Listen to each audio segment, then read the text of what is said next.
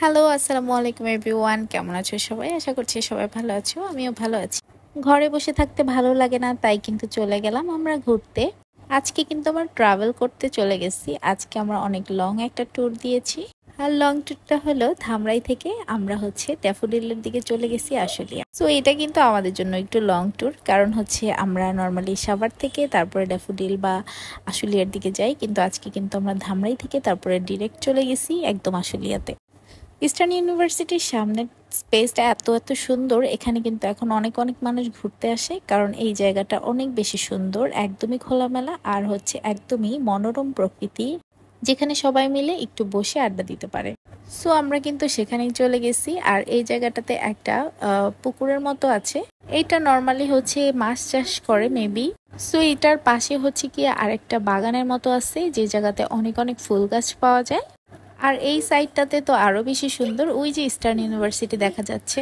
আর জাইন তো ছোটবেলা থেকে বাইক পাগলা, সে কিন্তু বাইক দেখলে বাইকে ওঠার জন্য পাগল হয়ে যায়। তো আমরা এখানে চাচ্ছিলাম যে জাইনকে একা একা বসায়, তারপরে আমরা একটা বাইকে শুট নিব।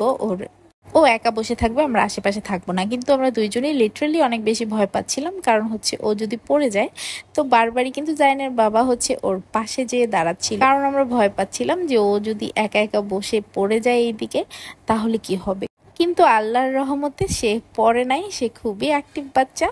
তারে যখন সানগ্লাস দেই তখন নাকটাকে এরকম ছোট করে ফেলে, মানে ও নাকটাকে এরকম করলে ওর মনে হয় ভালো লাগে। তখন আসলে সানগ্লাস যখন দেয় তখন কিন্তু নাকের উপরে পড়ে থাকে, তো ওই সময় হয়তো ওর আনইজি লাগে, এই জন্য নাকে সানগ্লাস দিলে ও একটু আনইজি ফিল করে। আর এদিক থেকে ওরা কিন্তু আমাকে বাইকে বসে বসে টাটা দিচ্ছিল। আর জাইন তো আ করে বাইকে চাবি বসাবে, মানে সে বাইকটা চালাবে এরকম একটা ভাব। এখানে গিয়ে কিন্তু আমরা অনেক অনেক ফটোগ্রাফি করেছি। আর এই দিন একটু ঠান্ডা ঠান্ডা ছিল, তাতে করে আমাদের অনেক ভালোই লেগেছিল।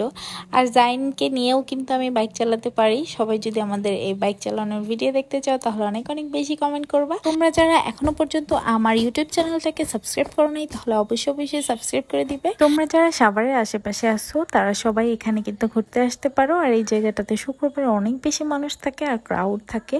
আর এখানে অনেক খাবার দাবারও আছে, ফুচকা, চটপটি, তারপর ঝালমুড়ি, আচার, ভ্যারাইটিস খাবার দাবার আছে। আর এখানে কিন্তু একটু সামনে গেলেই একটা আমিন মডেল টাউনের একটা প্রজেক্ট আছে, সেই জায়গায় একটা ভালো রেস্টুরেন্টও আছে। যাদের রেস্টুরেন্টের খাবার না খেলে পেট ভরে না তারা কিন্তু সেখানেও যেতে পারবা।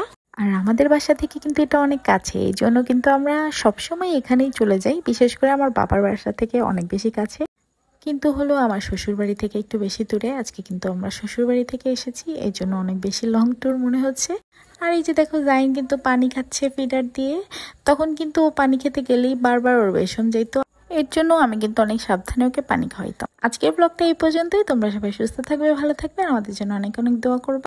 তোমাদের সাপোর্ট ছাড়া কিন্তু আমার কিছুই হবে না। সো তোমরা অবশ্যই চ্যানেলটাকে সাবস্ক্রাইব করে দিবে। আল্লাহ হাফেজ।